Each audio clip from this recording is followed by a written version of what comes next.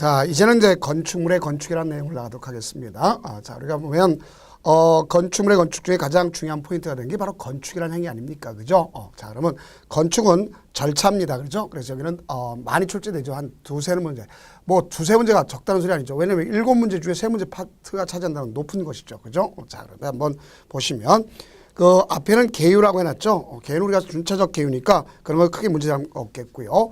자, 조심할 내용이 이제 건축법상이면 우리가 건축할 때 그 사전에 미리 여기에 건축을 하면 됩니까 안 됩니까 물어볼 수 있는 게 바로 뭐였어요? 그것이 바로 건축에 관한 입지 규모 사전 결정이라는 게 있습니다. 그래서 그 내용 가지고 한번 설명하고 또 거기에 따라서 소유권 확보 이 관점을 갖다 한번 보도록 해봅시다. 자, 그러면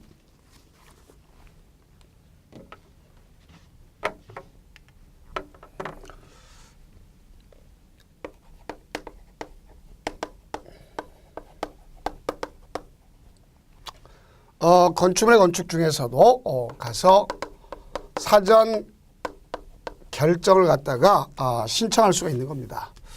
자, 만약에 예를 들어서 이런 경우가 있겠죠. 여기가 바로 하천입니다. 자, 여기가 임야가 돼 있고 임야가 돼 있고 자, 그러면 여기가 이제 도로입니다. 이 지역에 사유지 땅이 있어.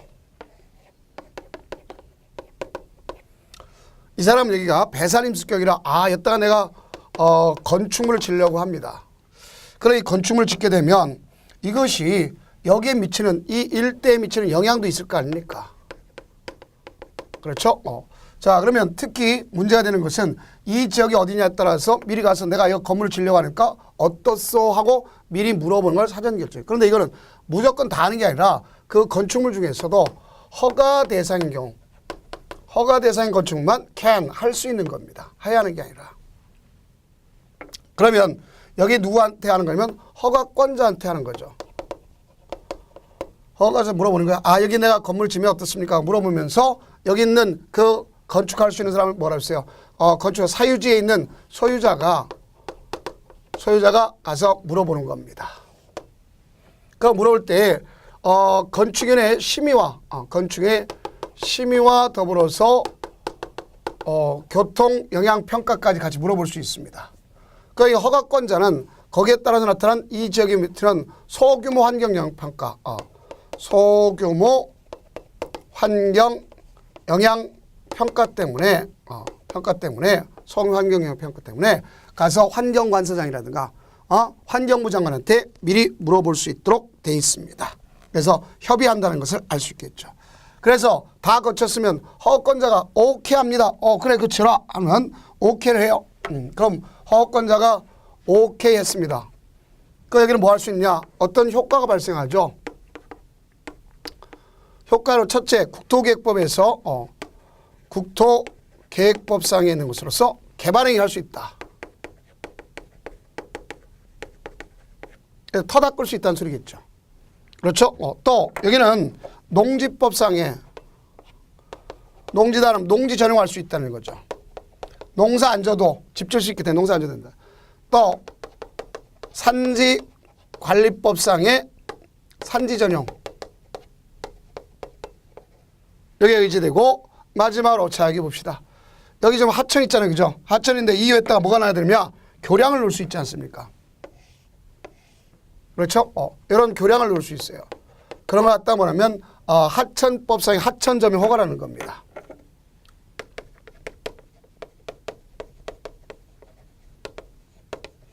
여기에 의지되는 거예요. 이 효과는요. 이 사람한테만 기속되고 만약 이 사람이 2년 내 건축 허가를 신청해야 돼요. 근데 만약에 건축 허가를 신청하지 않았다. 그러면 이 자체는 효력을 잃습니다. 실효된다. 이런 것을 아시면 되겠죠. 자, 착공이 아니라 허가 신청이라는 걸 잘 아셔야 돼요. 건축 허가 신청. 그 다음 이제 우리는 건축 허가를 신청할 때 분명히 허가받는 자는 이 대지에 대해서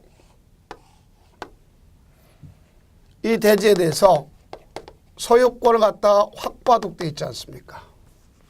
소유권을 확보하는 것이 원칙입니다. 자, 그럼 이 사람이 그 소유권을 확보해야 되는데 이 소유권을 100% 확보해야 되는데 그렇지 않은 예외가 있을 수도 있어요. 그 예외는 어떤 경우 볼 수 있느냐. 소유권을 확보하지 못했지만 사용 권한을 확보했다. 만약에 이게 지금 건축하려는 사람이 갑이야. 이 땅이 을이야. 그러면 여기는 얘가 얘랑 엄청 친한 친구 사이야. 그래서 야, 나 지금 땅 질 집 없었는데 집 질 수 있는 땅이 없단 말이야. 그러니까 뭐냐면 을이 야, 그럼 내 땅에다 집 줘. 이렇게 얘기할 수 있습니다. 그러면 소유권 확보했지만 사용권은 확보됐던 거 아닙니까? 그렇죠? 그 다음 여기에 보면 어떤 경우냐.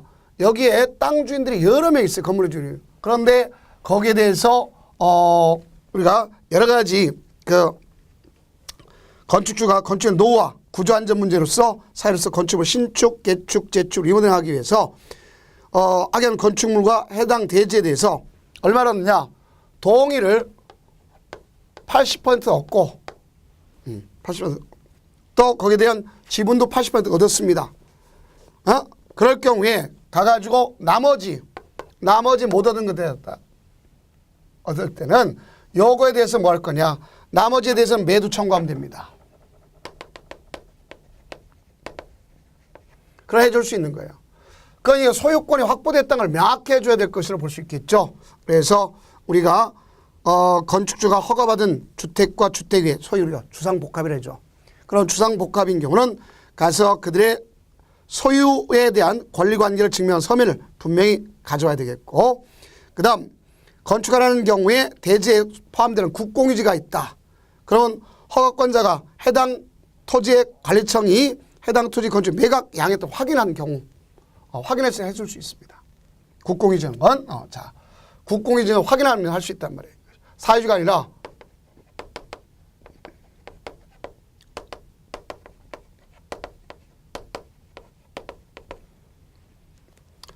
그 다음 이제 집합 건물의 경우 공용 부분을 갖다 변경하겠다. 그러면 그 결의서가 있으면 되는 것을 알 수가 있습니다. 이래주면 할 수 있죠.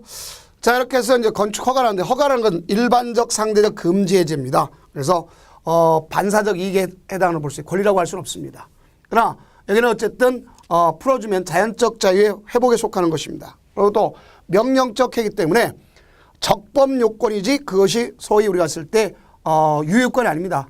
그래서 위반했더라도 현행 발생 무허가 업물 거래 대상이 될 수 있어요. 사적 거래 대상이 될 수 있다는 것도 잘 좀 이해해 주시면 되겠습니다. 자, 그 다음 기속 재량행위다. 원래 기속행위 재량도 될 수가 있다는 것도 알 수 있습니다. 허가신청 법의 척관 반드시 해줘야 된다는 얘기입니다. 그 다음 복효적 행위다 하는 얘기는 자 어떤 경우를 볼 수 있냐면 우리가 그런 경우를 볼 수 있겠죠. 한쪽에 내가 예를 들어서 이런 복효적 행위라는 건 이런 뜻이겠죠. 여기가 한강이 있어요. 근데 여기가 갑의 땅이고 여기가 을의 땅입니다. 을이 여기서 건물을 지어서 한강에 대한 조망권을 잘 누리고 있어. 잘 누리고 있는데 요 앞에 허가권자가 이 갑한 땅가 건축 허가를 해줬어. 근데 내 거보다 좀 높이가 높아. 그 조망권이 깨지죠. 그렇죠? 그러면 갑은 어쨌든 건물 주니까 수익이죠. 얘는 침해가 됐죠. 이런 걸 하나의 효과에서 한쪽은 수익을 한쪽은 침해를 준 걸 복효적 행위라는 겁니다. 알겠죠? 이렇게 이해하시면 됩니다. 자, 그런 이제 허가권자는 누가 있느냐 이런 것을 아셔야 되겠죠. 자, 이 허가권자라는 의미를 잘 알아두셔야 되겠죠.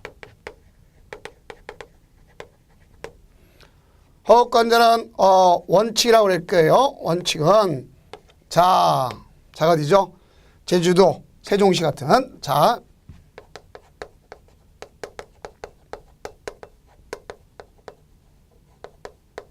결산이 되는 거죠. 그럼 여기에 예외가 있겠죠. 예외는 누가 있냐? 특별시장.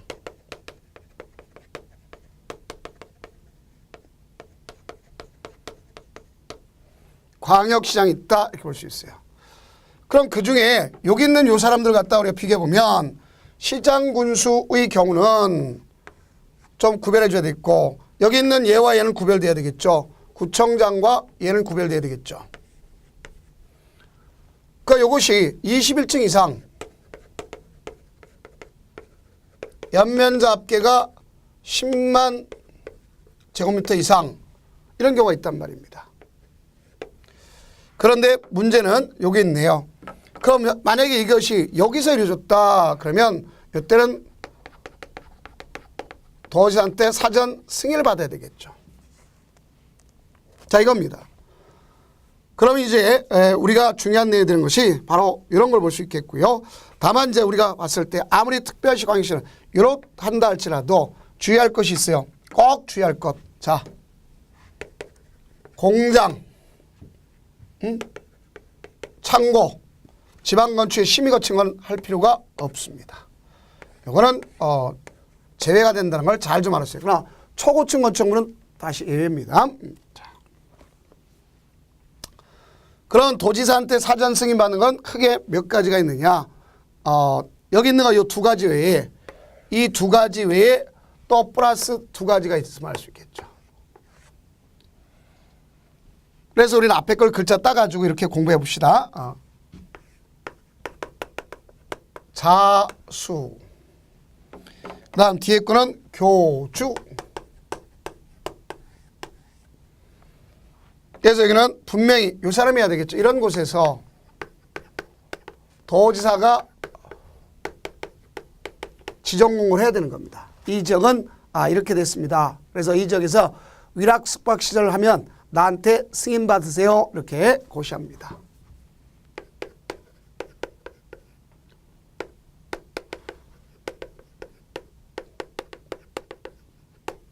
위락시설과 숙박시설에 해당하는 경우를 우리가 알 수 있어요. 그래서 이 같은 위락 숙박시설의 경우에 해당한다면 미리 나한테 승인 받으세요. 이렇게 승인이 아니라 승인 받으세요 하고 얘기할 수 있습니다. 근데 제가 이따가 앞에다가 자수교주라고 하는 이유를 갖다 여러분들이 좀 이해를 해둘 필요가 있습니다. 왜 그러냐면 이거는 자연환경보호 수질보호입니다. 그래서 만약에 여러분들 이렇게 봅시다. 여기에 하천이 흘러 아주 경치가 엄청 좋아. 그럼 여기다가 내가 여기를 갖다가 이렇게 잘라가지고 절투해가지고 여기다가 가서 위락 숙박시설을 짓겠다. 그러면 여기에 자연경관이 깨칠 수 있겠고 이것이 뭐냐에 따라서 여기에 수질 오염이 문제될 수도 있지 않습니까? 그래서 이 자연경관과 수질 오염이라는 것은 바로 여기에 업태나 이게 어떤 경우냐 이 자체가 업태가 뭐냐 소위 우리가 쓸 때 업태 그 다음에 규모가 심각한 오염 정도를 가져갈 수 있잖아요. 그걸 갖다 자수라는 거예요. 그 다음에 이제 여기 봅시다. 여기가 이제 아파트 단지고 자 이게 아파트 단지야. 근데 옆에 학교가 있어. 초중고 학교가 있어요. 그런데 여기에 아파트 단지 학교에 이 근처에 오다가 내가 예를 들어서 소위 MT를 짓겠다. 뭔 말인지 알겠죠? 자, 우리가 쓸 때 MT를 짓겠다. 모텔을 짓겠다. 그 모텔을 짓게 되면 아파트의 주거 환경, 자 학교라는 교육 환경에 이것이 뭐냐가 중요한 게 아니라 규모 따질 게 아니라 이 자체가 문제될 것이죠. 환경에. 그래서 우리끼리 공부할 때 이렇게 교주, 주교. 자, 종교적인 힘을 갖고 있는 최고의 대빵 교주라 하죠. 무조건 규모 따질 필요 없다. 이렇게 보면 되겠고. 자, 자수는 자기가 잘못한 만큼 따지니까 자수, 이게 업태 규모가 문제되더라. 그래서 우리끼리 공부할 때 자수의 경우는 도지사한테 가져가는 것은 뭐냐?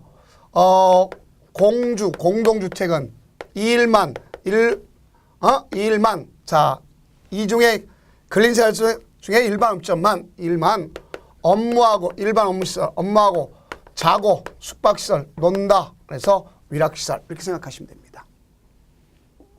자, 이것이 전체적 맥이다 이렇게 볼 수 있습니다. 자, 그러면 이제 이쯤 하면 자, 그 밑에 문제를 갖다가 한번 보도록 해봅시다. 296페이지. 건축법령상 시장군수가 건축 허가하기 위해서 도지사의 사전 승인을 받아야 하는 건축물. 연면적의 10분의 3이어야 되죠. 증축해서 21층. 자, 공장은 대상이 된다 안 된다? 안 된다 그랬죠. 자, 여기 공장은 대상이 되지 않는다. 이쪽 보세요. 공장은 대상이 되지 않는다. 계속 이쪽 보세요. 자, 두 번째는 연면적 합계가 10만 제곱미터 창고 대상이 되지 않는다 그랬죠. 자, 다음 자연 환경을 보호하기 위해서 자수. 자, 자연환경과 수질 보호는 규모 업태에 따라 달라진다 그랬죠. 그래서 여기는 3층 이상이거나 또는 연면적이 1천 제곱미터 이상 이런 경우 아닙니까? 그리고 거기는 900제곱미터인데 2층에 위락시설이 있습니다. 자, 우리가 보면 3층과 여기 해당하지 않죠. 그러니까 사전승인 받을 일이 없네요. 그 다음 4번 주거환경. 자, 이때는 무조건 교주는 교육과 주거는 규모 따질 필요 없다 했어요. 무조건 따라라 우스갯소리로 했죠. 무조건 박상철처럼 무조건 따라라 이거죠. 자, 그래서 무조건 따라라. 자, 이렇게 보시면 돼요. 그 다음에 수질도 자수니까 여기는 업태에 따라 달라지죠. 그래서 자수는 업태에 따라 3층 이상이거나 연면적 합계가 1000 그러니까 900이니까 받을 필요 없습니다. 자, 이렇게 정리하죠. 네, 이번에 이제 새로 들은 것이 건축물의 안전영향평가입니다. 특히 허가권자가 초고층 건축물인 경우 그 건축 허가하기 전에 건축물의 구조안전, 인접대지 안전에 미친 영향 이런 거 갖다가 안전형 평가를 갖다가 평가기관에 의뢰하도록 실시하도록 법 명시되어 있습니다. 그러면 이때 안전형 평가기관 국토장관이 가서 지정고시하도록 되어 있습니다. 그 안전평가 결과에 따라 결과는 건축의 심의를 거쳐서 확정하는 거죠. 그러니까 심의는 건축의 심의 거쳐서 확정한다는 걸 잘 아셔야 되고. 그러면 결국 이 건축의 심의를 받은 건축물은 심의의 안전형 평가 결과를 포함시켜서 심의하도록 되어 있습니다. 다음 문제가 있다. 그러면 재심의하도록 되어 있습니다. 자, 그러면 이 심의 결과와 그 안전평가 했다 하는 안전 영향평가했다는 걸 갖다가 즉시 공개하도록 되어 있다는 것을 아시면 되겠습니다. 그다음에 이제 건축 허가 받지 않고 신고하는 경우가 있다 이렇게 볼 수 있겠죠. 이런 경우는 허가가 원래 더 우리가 강화됐다 볼 수 있겠죠. 허가보다는 신고한다는 얘기는 결론적으로는 완화시켜준다는 소리와 마찬가지죠. 그래서 바닥면적 합계가 85제곱미터 이내의 증개제. 그래서 자, 여러분들 바닥면적 합계라는 것은 무슨 얘기냐? 하나의 대지 안에 우리가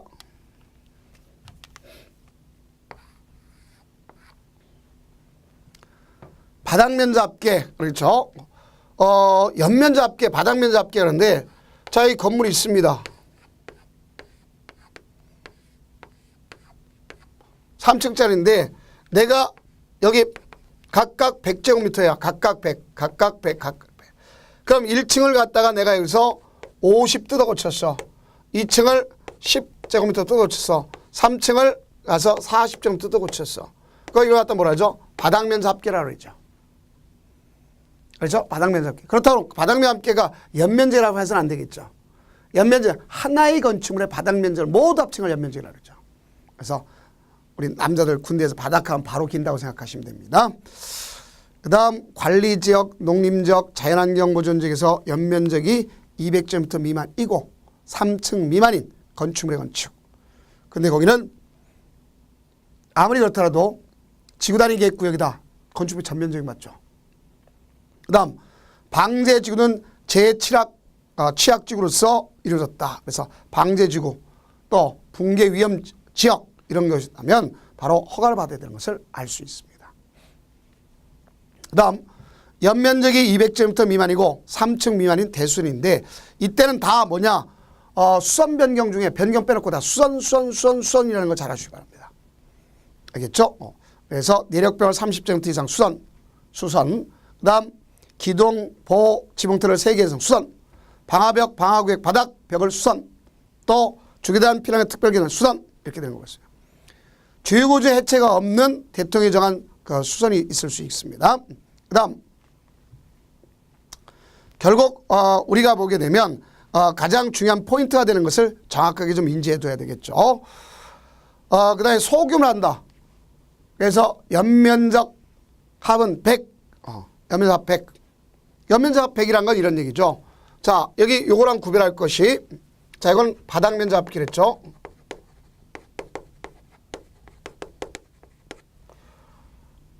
연면적 합이라는 건 이런 걸 연상하시면 되겠죠.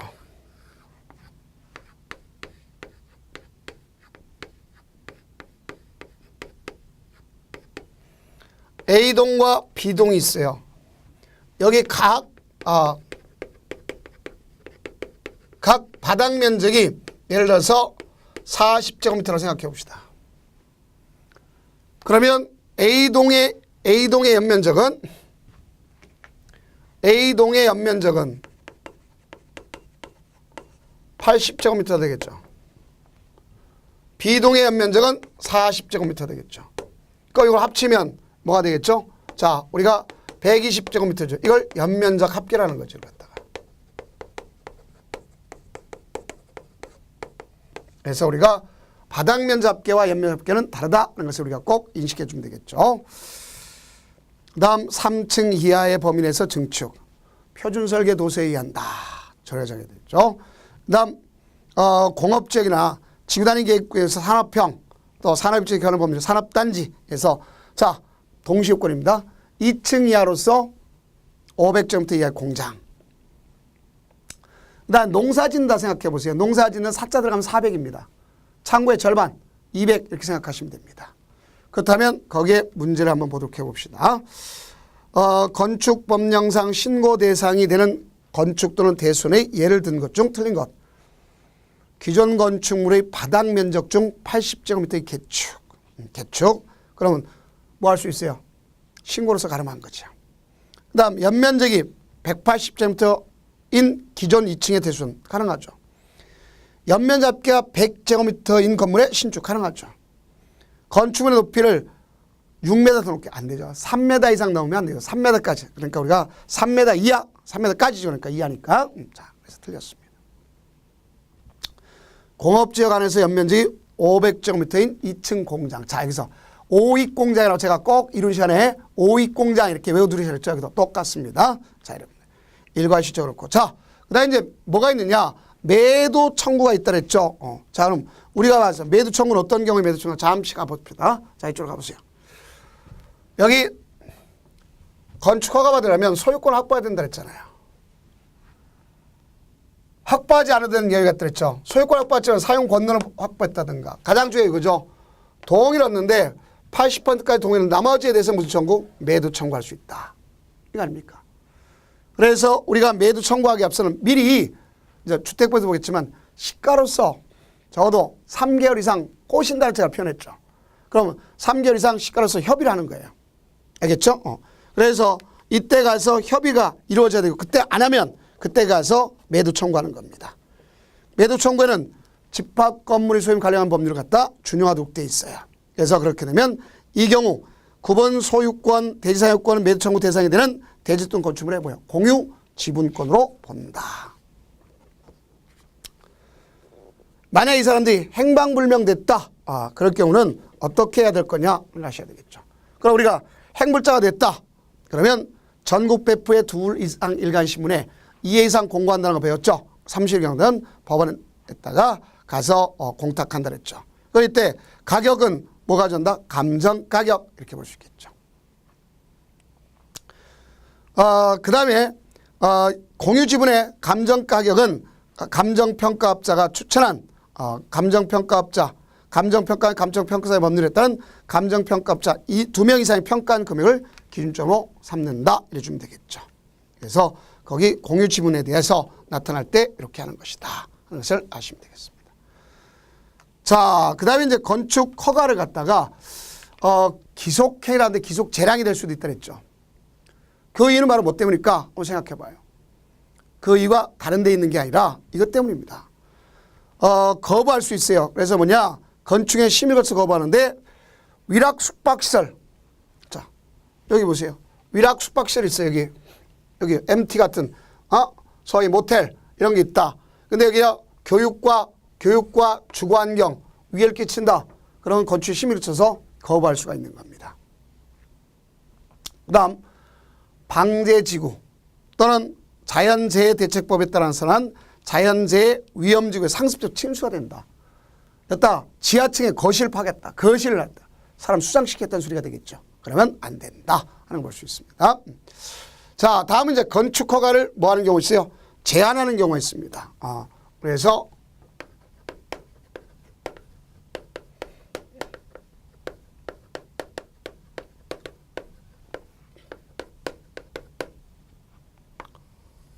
요거는 이원화가 되어 있다고 생각하면 됩니다. 둘 다 나눠졌다고 생각하면 돼요. 자, 제일 먼저 이 사람이 할 수 있죠.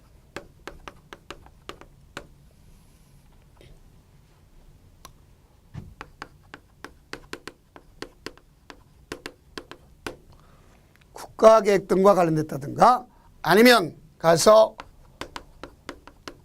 주무장관 등이 요청에 의해서 할 수도 있죠. 요청에 의해서. 그럼 이때 이와 같은 주무장관 등이 요청합니다. 그럼 허가를 제한해 주세요 하고 얘기할 수 있어요. 자, 여기가 이 땅이 이 사람이 건축하려고 하는 땅인데 여기다가 군사와 관련된 부분이 있다. 그러면 그 지역은 앞으로 여기 군사시설과 관련된 부분이 개인 땅인데도 불구하고 허가해 주면 안 되겠습니다. 이렇게 요청할 수 있단 말이에요. 그것도 국방부 장관이 하는 게 아닙니다. 그러면 이 사람한테 요청하게 되면 이 사람이 가서 허가권자를 제한하는 거죠. 다음은 누가 제한하느냐? 요 사람을 제한하죠. 시도가 제한하죠. 누굴 제한합니까?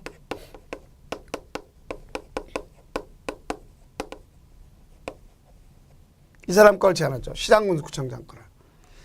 그래서 이때 제한할 때는 이 사유가 바로 뭐냐? 지역계획 등 때문에 제한하는 거죠. 그걸 이렇게 제한한다 그럴 때 미리 하는 게 아니라 이럴 경우는 주민의 의견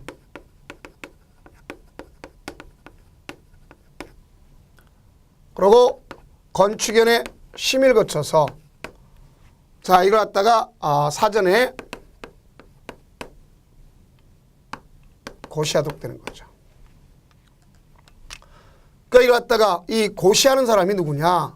응? 그 사람은 자 누가 되는 거냐? 가서 보면은 기본적으로 여기 제한한 자가 되는 게 아니라 거기는 허가권자에 의해서 하는 것을 알 수 있습니다. 그럼 이제 국토장관 했다 그럼 허가권자 통보해 주는 거 아닙니까? 그러니까 이때 제한 기간은 얼마를 갖다 제한할 거냐? 제한 기간 자 여기는 건축법 무조건 2년이 원칙이죠. 그래서 1년에서 1년 연장할 수 있습니다. 근데 문제는 여기 시도사가 제안했다. 그러면 국토장관한테 즉시 보고하도록 돼 있어요. 그러기 국토장관이 보니까 이 제안 내용이 너무 과하더라. 과하다면 해제를 명할 수가 있다. 이렇게 볼 수 있습니다. 뭘 명할 수 있다? 해제 자체를 명할 수가 있다. 이렇게 볼 수 있습니다. 자, 그러면 이거와 관련된 문제를 갖다 한번 보도록 해봅시다. 기출 체크. 자, 301페이지 있죠. 건축법령상 건축허가 제한에 관한 설명으로 틀린 것. 국방부 장관이 국방을 위하여 특히 필요하다고 요청하면 국토교통부 장관은 허가권자의 건축허가를 제한할 수 있다. 맞는 얘기죠. 제한하는 거. 당연히 이런 경우에 해당한다. 자, 당연히 맞는 소리죠. 그 다음에 보면 2번을 갖다 한번 보도록 해봅시다. 교육감이 우리가 시도교육감 아닙니까? 그 교육감이 교육환경 개선을 위해서 특히 필요하다고 인정 요청하면 자 이거는 누구한테 할 수 있어요? 시도한테 요청하면 시도사가 시장군 구청장의 허가를 제한해야 되겠죠. 그래서 이거는 잘못됐음을 알 수 있겠죠. 그 다음 특별시장은 지역계획에 특히 필요하다고 인정하면 관할 구청장의 건축허가를 제한할 수 있다. 맞죠. 그 다음 건축물의 착공을 제한하는 경우 제한기간 몇 년? 2년. 그 다음에 1회 안에서 1년 범위에서 연장. 맞습니다. 도지사가 관할 군수의 허가를 제한하는 경우 국토교통장관은 제한 내용이 지나치다고 인정하면 해제를 뭐 할 수 있다? 명할 수 있다. 당연히 맞는 얘기죠. 그 다음에 이제 건축허가를 취소하는 경우가 있습니다. 가장 많은 예제로 출제되는 것이 바로 이겁니다. 만약 개정됐어요. 자, 그러면 허가권자는 허가를 받은 자가 다음 어느 하에 해당하면 허가를 취소해야 된다 그랬습니다. 다만 우리가 일에 해당하는 경우는 정당한 사유가 있으면 1년 범위 내에서 착공을 갖다가 연장하는데 허가받은 날부터 2년 내 착공하지 않는다. 종전에 1년이었지만 지금 2년으로 바뀌었습니다. 그 다음에 산업 집적 활성화 및 공장 설립, 공장 완화시켜주죠. 그래서 공장만큼 몇 년? 3년. 근데 안 했다. 그럼 1년. 횟수가 없어요. 1년 범위 내에서 연장할 수 있습니다. 그다음 두 번째는 기간 내, 즉 1년 기간이나 2년 기간 있잖아요. 그죠? 2년 기간에 착수하지 않더라. 그렇죠? 그러니까 또 착수를 했어. 근데 공사 완료가 불가능할 수도 있죠. 자, 제가 돈이 없어서 한번 기둥 세웠어. 그럼 착수는 했잖아. 그 다음에 또 다음 돈 벌어서 기둥 세운다. 안전 문제 담보할 수 없겠죠. 그죠? 이런 뜻으로 생각하시면 됩니다. 그 다음 착공 신고 전에 경매 또는 공매 등으로 건축주가 주택의 소유권을 상실하게 됐어요. 건축주가 그러니까 주택이 아니라 대지의 소유권을 상실하게 됐어요. 그럼 6개월 경과한 이후에 공사 착수가 불가능하다고 판단하면 취소, 여기는 must입니다. 반드시 한다. 취소해야 한다. 할 수가 아니에요. 주택법은 할 수 있다고 이건 해야 한답니다. 그럼 기출 체크 봅시다. 건축법령상 건축허가와 그 제한 및 취소에 관한 설명으로 틀린 것. 21층 이상인 건축물은 특별시 광역시에서 건축하고자 하는 경우에는 특별시장 또는 광역시장 허가를 받아야 된다. 맞죠? 그렇죠? 맞는 소리입니다. 그 다음 2번 보면 허가권자는 숙박시설에 해당하는 건축물이 주거환경 또는 주변환경을 감안할 때에 부적합하다 인정 경우는 건축의 심의를 거쳐 건축허가를 하지 아니할 수 있다. 맞죠? 그래서 기속 재량형이라는 말을 쓰게 된 이유가 여기에 있다. 이런 말을 썼었죠. 그 다음 3번 건축허가 또는 건축의 착공을 제한하는 경우 그 제한기간을 2년 이내 하되 이래 하나여 1년 범위 내에서 그 제한기간을 연장할 수 있다. 그 다음 4번 시도지사가 시장군수구청장의 건축허가 또는 건축물의 착공을 제한하는 경우는 즉시 국토장관에 보고. 자, 맞죠? 그럼 국토장관은 제한 내용이 너무 과도하면 해제를 명할 수 있다. 맞는 얘기죠. 그 다음 5번 건축주는 건축허가 받은 자가 허가받은 날 2년 내 공사를 착수하지 아니하거나 그 다음 공사를 착수했으나 공사 완료가 불가능하다고 인정하는 경우 허가를 취소해야 된다. 이거는 이제 종전법에서는 틀렸지만 지금 법에서는 이제 맞는 형태가 되는 거죠. 그래서 원칙으로 1년이었다가 이제 2년으로 개정됐다. 이거는 우리가 책 쓸 때와 법에 대한 사항이 할 때 자 없습니다. 그래서 이거는 모두 정답이다. 이렇게 하시면 되겠습니다. 자, 그래서 종전에는 그것이 1년이었고 이렇게 했는데 지금 그렇지 않습니다. 자, 그걸 꼭 정심해. 그래서 해설도 몇 년? 2년이 원칙이라고 꼭 써주세요. 2년 원칙 제가 따라오시기 바랍니다. 그다음에 이제 공용건축물 제가 무식한 말을 많이 씁니다.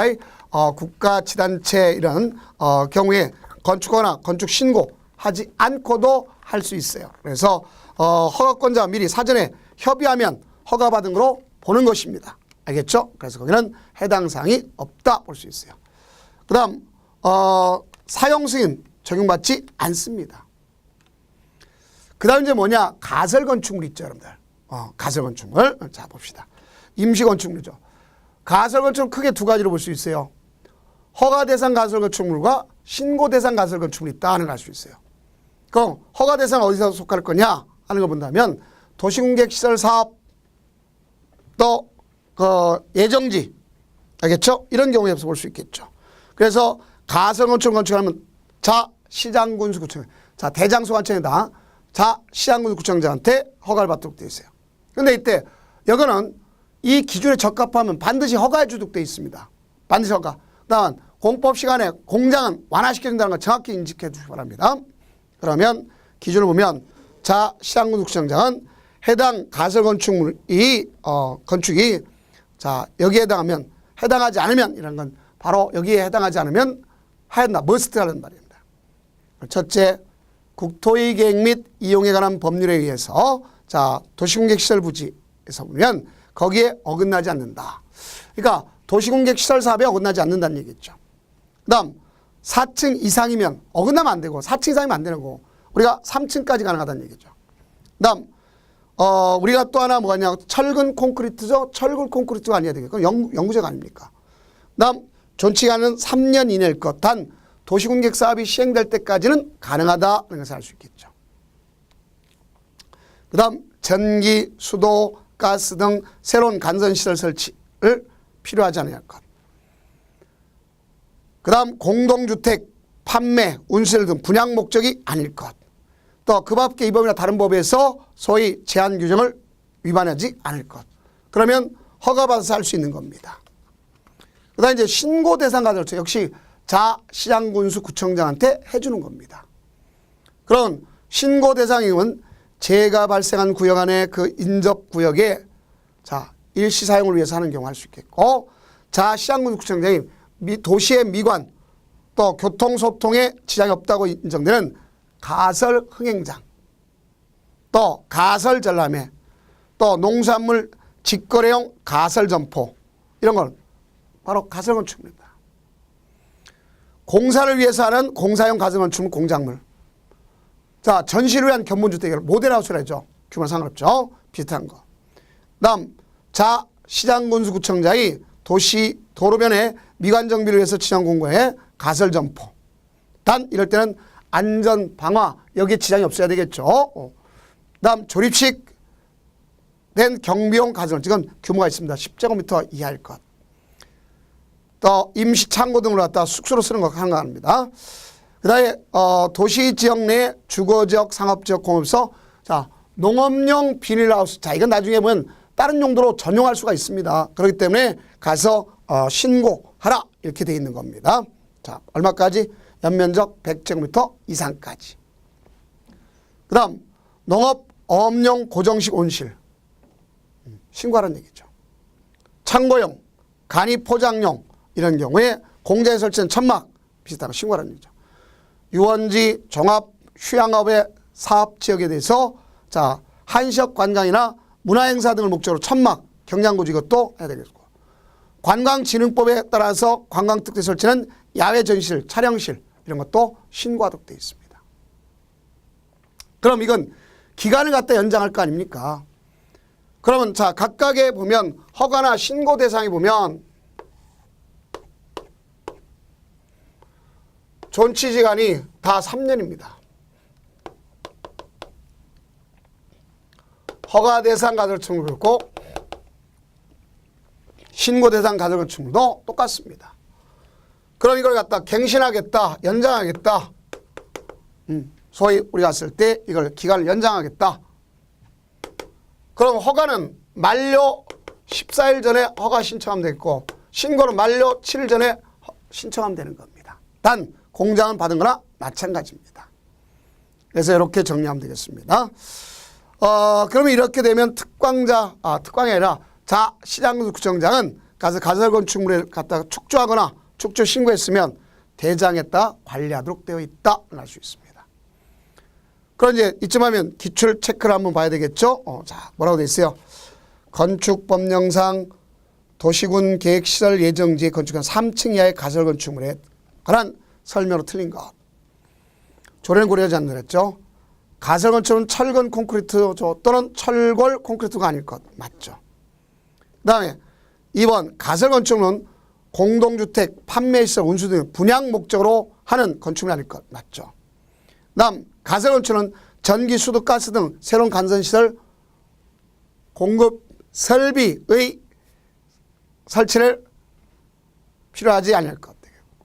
가설건축 존치가 몇 년? 3년 이내지. 단 도시군객 사업에 지장이 없다면 연장할 수 있겠고 가설건축물은 도시군 계획 예정 도로에도 건축할 수는 있다 하는 얘기 아닙니까? 자 그럼 이와 같이 가져가는 걸 알 수 있겠고요. 그러면 이제 건축 절차가 있겠죠. 자 그건 계략적으로 보면 된다. 건축주와 계약을 체결하죠. 표준설계도서에서 할 수 있고 표준계약서를 쓸 수 있고 난 건축사 설계가 있죠. 건축사가 하는 거죠. 그래서 건축허가 신고한 건축물, 또 사용 승인받아 20년 경과된 리모델링한 건축물 이렇게 돼 있죠. 그럼 착공 신고하도록 되어 있습니다. 그다음 시공자 의무가 있겠죠. 적법 시공해야 되고 상세 시공 도면을 갖다 작성해야 되는 것을 알 수 있겠고 허가 표지판을 설치하는 것을 알 수 있습니다. 자, 그러면 이건 다 누가 하는 걸 볼 수 있어요? 시공자가 하는 거죠. 그다음 사진으로 보관하도록 되어 있습니다. 다만 이제 건축관계자 업무 제한이 있습니다. 여러분들 건축관계자라는 건 설계자, 시공자, 감리자 이뿐만 아니라 요까지 건축관계자라죠. 그 관계 전문 기술자를 합쳐서 몰아볼 수 있어요. 가서 건축관계자 등이라고 했습니다.